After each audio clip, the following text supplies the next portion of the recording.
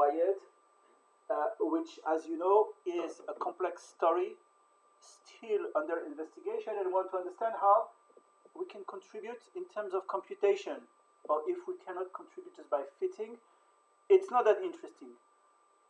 The modelers, data analysts should understand what and how to contribute to this field.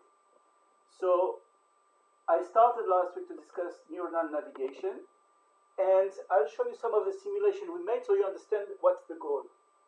Suppose you have a cell. A cell is an abstract object whereby binding molecules, Brownian molecule receptors, cues, morphogenes, those are the names of what is secreted by cells. By binding to this, the cell should be able to find, if it starts here, to find or to be, or at least to know where it is located, compared to a source, so that the cell knows, we can think about it, how to stop and where to stop. Okay, I think we probably need another computer. Okay, so this is if you have one source that emits these particles. So a particle leaves, or they can be destroyed. Do we have another computer somewhere? You have one? Is with HDMI? That's maybe the easiest, because we don't have something to convert. No, I need to convert.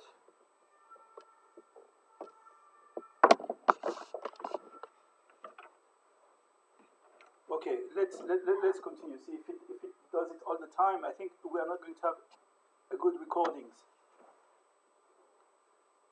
So what's the difference between this and this?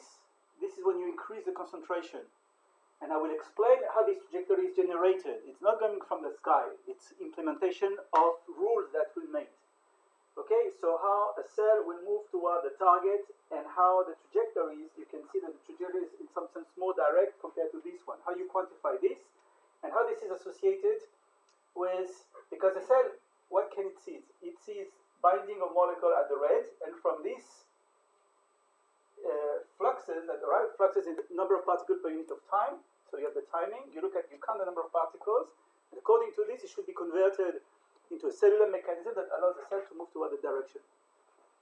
Okay, so that's the end goal of the class. All right, so before that, I wanted to include here something a bit different than what we discussed last time, is how we make gradients. So let me remind you that, again, the problem is that if you think about the retina, this is the retina, and you know that the retinal ganglion cell, you know, I'm not going to do a class on the retina and phototransduction, but basically the light goes from here, goes to the photoreceptor, then it goes to the bipolar cell, then you have the retinal ganglion cell, that's what projects in the visual cortex. And we are not born with this connection, they are made across the maturation of the baby and the fetus. And so the question is how this is, how the neurons find their path in this complex brain environment. What are the rules? And can we understand how these rules are implemented in molecular level? Okay, so this is what an additional complexity that I hope we'll have time to address, is that if you have in the retina, you have the axons that are close, that are called nasal, close to the nose, versus those that are close to the temporal lobe. And so you start with this orientation, and far away, so the equivalence of the visual cortex in the inferior vertebrate is the tectum. And so the temporal one are going to be, they are going to stop at the entrance of this region, and the nasal one are going to stop at the end. So how do they know? So it has been associated with expression of a molecule called engram in a gradient. And I explained to you a bit last time, and we'll come to this now, that molecules are expressed as gradient, and this is used to information of position. Positional information is generated by a gradient because it's univoque. You cannot make a mistake. If the cell in some way is able to read, I mean, how do you know how to read a gradient? You read because you have your eyes and everything is constructed. But if the cell has receptors, in some sense, it should be able to read this by a mechanism that we will discuss a bit to stop where it has to stop. Okay, how neuron find their paths. So I have already explained last week that if you start in the thalamus, so we discussed now from the eye to the visual cortex. If you are in another region of the brain, which is called the thalamus, the neuron, they have to go through a little corridor. You see a written corridor here? And because of an expression, again, of a molecule, and if this molecule is not expressed, it misses the corridor, leading to unwanted type of patterning. And I explained to you that we will see in a second that if you don't pattern it correctly, it is associated to all kind of what is called genetic diseases of brain mental retardation and so on. Another example, if you start here in the thalamus and you want to go to the cortex, there are again this corridor and they have an expression of two of gradients of two of these molecules. If you don't have this, instead of having a well beautifully segregated of these neurons, everything is going to be mixed, which is not what you want. So obviously there are computational rule here to understand if we want to be able to quantify this phenomena, to reproduce it. And once we have a good model, we can make prediction about what could happen if you change this gradient. That could be modulated probably genetically, probably due to the environment and so on. Okay, so I wanted to spend 10 minutes, 15 minutes about how do we generate the gradient? How a gradient is generated in nature? Well, so you want to generate an increasing function or a decreasing function. So what is happening is that you can have various types of gradient. A gradient that is so strong that it doesn't decay. You can have a gradient that is increasing, but you can also have a decreasing gradient. And you can have a mix. Sometimes you have two gradients of the same type, attractive gradient, that are in the same direction. And sometimes, as we're going to see, you can have opposite type of gradients. And when they meet, we will see what happens.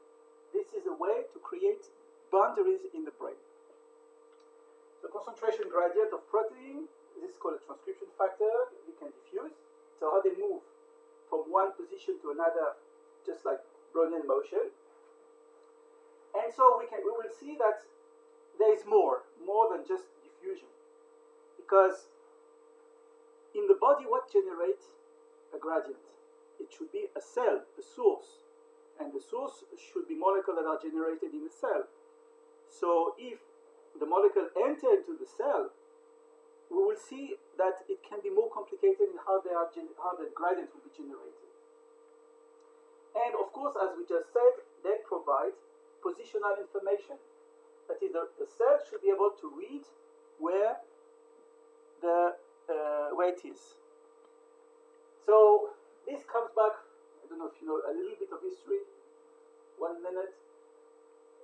Alan Turing, if you have ever heard of this guy, understood that you can, the process of morphogenesis, that you can have pattern due to interacting molecule that can destroy when A and B molecule comes, or can be amplified, and he found that you can generate pattern.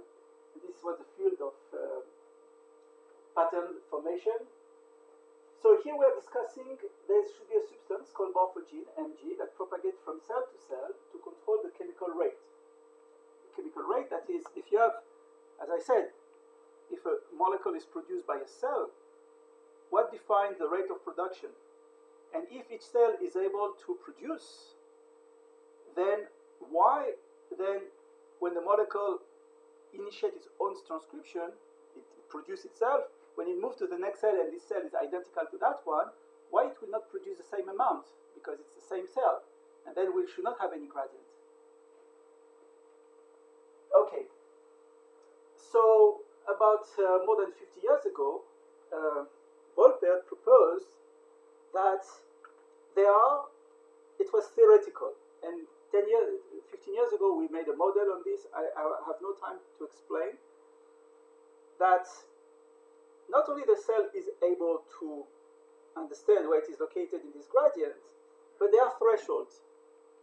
And this is an assumption that has been understood and verified since then, that if you have a certain threshold here, cells will generate a specific behavior. They become, let's say, neuronal cells. They are indifferentiated, they become neurons.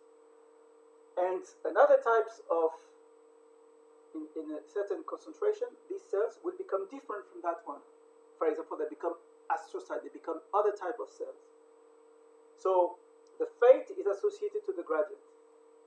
Okay, that's an important issue, and it's a threshold effect. So I'll give you the information so then we can think how to start the modeling. So French-like positional information is necessary and sufficient to translate genetic information into patterning. Patterning means the color, this illustration, but they differentiate monotony decreasing concentration of a chemical with a morphogen, and then this is what it needs to label and order the cell. And so that's what we wanted to say, that when you have this, you generate a coordinate. Like in mathematics, you define x, y, and z, and this is exactly how this is done with gradients. Okay, so let me explain the scenario of gradient formation. One possibility is that the cells produce the material diffuse, and then enter into the cell through receptors, and once they are entering the cells, they can produce more molecules that are going to be secreted, and then you see that the green morphogen start to diffuse away because you have production, and here it binds, so it can tell the cell in some sense, if the cell knows how to quantify this interaction, it can quantify where it is in the gradient. Here, this was another scenario that molecules are binding, they are internalized, and they can be transported. And at that time, we said that this mechanism was too long, but this was a scenario that was proposed at that time to express how this molecule can move if it's hard to move extracellular. You see in the white space, if it's hard, and then it was a way to express that it can still happen. Okay, so now let me discuss some of the model, mathematical model. So if you look at this, suppose you generate molecules here, and then you look at the concentration as a function of the space. I think the most, I don't know if it's not clear, I'll go slowly to explain the mathematics. So suppose you have something that issue the production. So you have a ligand, you have a receptor, the ligand can diffuse, and ligand plus receptor, they can be interacting. So if you look at the equation for the ligand for A, it's diffusion, what is called the diffusion equation. It binds with a rate k on this receptor, and 1 minus b is also depends on the it's proportional of A, the number of ligands, and this is the number of receptors that are available, so it's normalized, so it's 1 minus b, otherwise it would be b total minus b, and then you have the off rate. And then you have the the classical chemical reaction for B.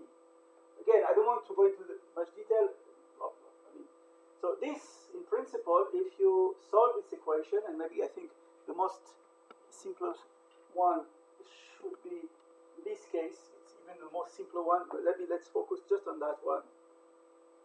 You produce the ligand can bind to the receptor, so you can get L of R, and you can have a degradation. So which means that the ligand receptor here is going to be a diffusion process, minus degradation. And the solution at steady state of this equation, when this equal to 0, it's just a solution of second derivative of b with respect to s minus kb, and this is a sum of exponential increasing and decreasing. The increasing one, you don't care because you start with the maximum, so you have only the decreasing one, and this shows that this is a way to form exponential type gradient. Do you want me to detail, or it's too fast, or it's too slow? I can go slowly, you know. I don't know if it's too fast. I can go slowly. You see, if you have the expression here and you write that dB dt equals 0 at steady state, you are left with dD, the concentration dx squared minus kb equals 0. So this is the solution of this is b of x equal a constant a exponential minus kd square root x plus a b, capital B, let's call it c, exponential plus k divided by dx. This is increasing, so this you don't get a solution. And this at position 0 you have a maximum, so a is a maximum produced, and this will lead to this distribution in terms of binding LR, the number of ligands that are bound to the receptors.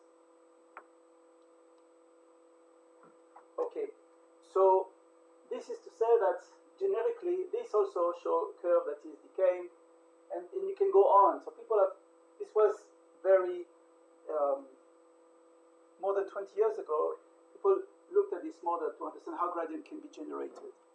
Okay, this is to have the idea of how a gradient can be generated. And so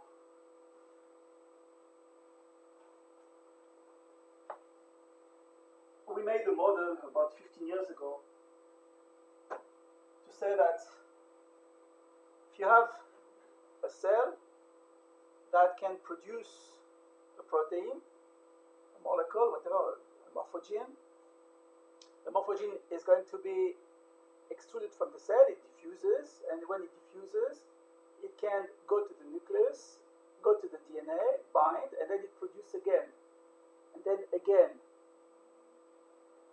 But what we said, because if you do something like this, and if the cell is the same, you are going to have something completely flat. What we said is that because A goes through the membrane here, its efficiency is decaying. So if the efficiency is decaying, the rate of production will be lower. And as it moves, it will be lower and lower. This is when it goes in one direction. And you can also think that if a cell produces, and if this one produces, why the molecule generated here will not go in here, and so it could be in both directions. So that's why we made these two types of models. And then, again, this is elementary chemistry.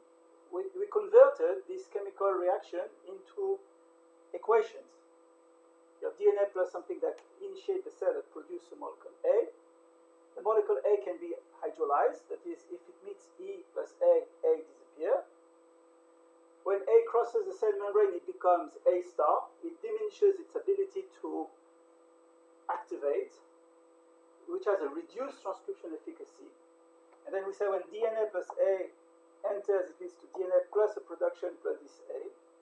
And then what you do is you write the chemical reaction. So N plus A star give K1, K minus 1. So this, now you are interested in at steady state, what is the amount of A star that is produced. So N is the binding site on the DNA, because we said that to produce you have to bind to binding site which is called N. So how many binding sites do you have? Again, you write, I don't know if you're familiar, this is what you usually will learn at first year, second year university.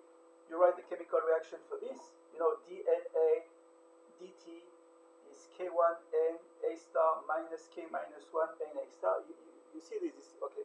And then at steady state, you arrive to this called the Michaelis-Menten approximation. And then we try to justify why, in the model, you try to justify why you said that this, when you cross the boundary, there is a decreasing in the efficiency. So we said that this could be arise because of some changes in the conformation, the lipid can be added. So this is just to try to have an explanation. Okay, so now you have here this element, and now you can write this equation for any cell. It's one after the other. K, cell number 1, cell number 2, cell number 3, and so on.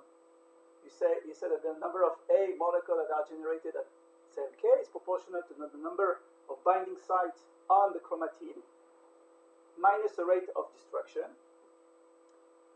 The rate of molecule that will go through the next cell is proportional to the one that are, if I'm going too fast, you let me know. So, okay. So this is a very elementary model. So you have a cell K plus 1, or K minus 1. So I'm trying here to ask how many molecule A are generated in K. So you look at the binding site on the DNA. How many binding sites are going to be affected so that they produce, there's a messenger RNA, but they produce a certain number of molecules.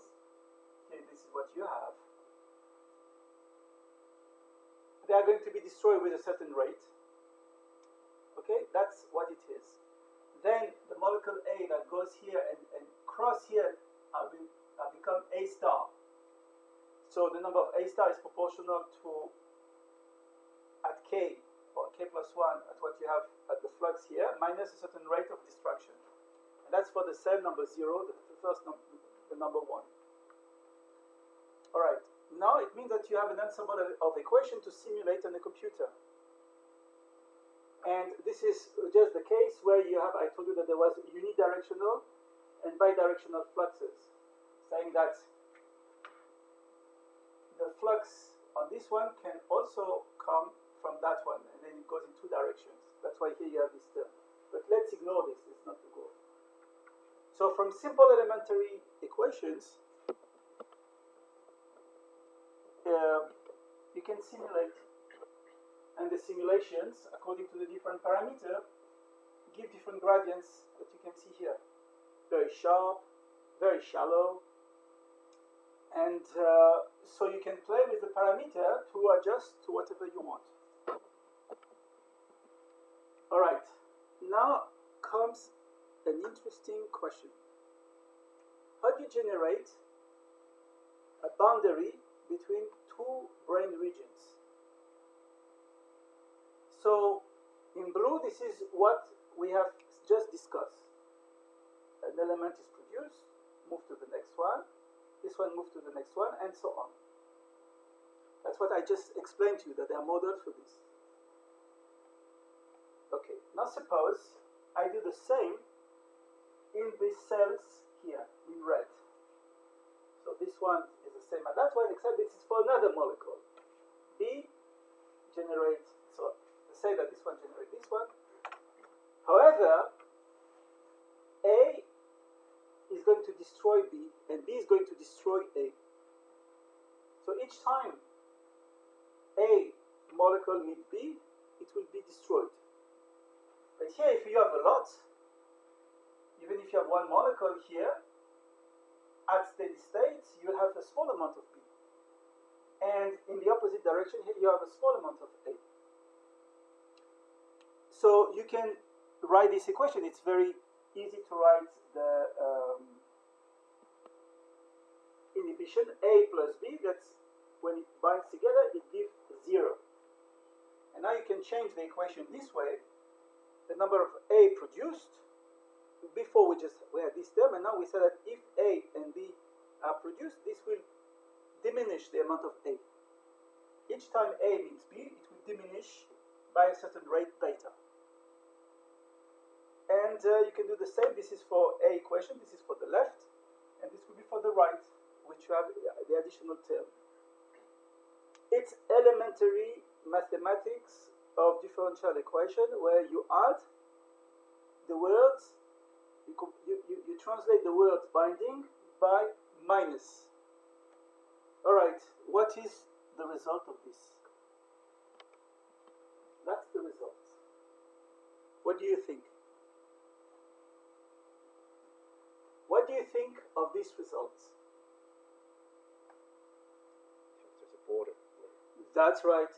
Which means that you start with blue, high concentration of A, very little concentration of B. You start with B, the same, it's very symmetric here, but exactly at the point of, let's say in the middle, you have this drastic change in the concentration.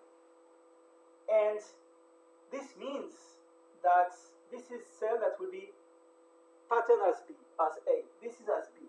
And when you are here, since there is an ambiguity, which is very nice, the border is very sharp, so that a cell has to be patterned either as A or as B. And that would be exactly where the border would be. So many years ago, we have been involved into this, how you can have very sharp, so this is a magnification of what happened here. You can see the border being generated. And you know, we have border every place in the brain. Between striatum or between the cortex, I mean, the brain has partitioned into regions. And if the brain regions are, the boundary is shifting, this is either dangerous or interesting. People have saw that in evolution, the brain of monkey, the cortex has increased, leading to more neuron responsible for cognition. And you can play with there have been genetic experiments to change the position of the boundary. Okay, so I didn't intend to go too deep today on this. I want to go into migration, but I thought last week that it would be interesting for you to see what is the type of model that has been generated, ordinary differential equation of interaction, to generate boundaries. And the boundaries are the coordinates, and the coordinates is telling the cell where to go. All right? Is that clear? Okay. So that's it for the gradients. Now I think we are ready for, maybe I wanted to do second. Okay, so let me see. I'll stop this in a second.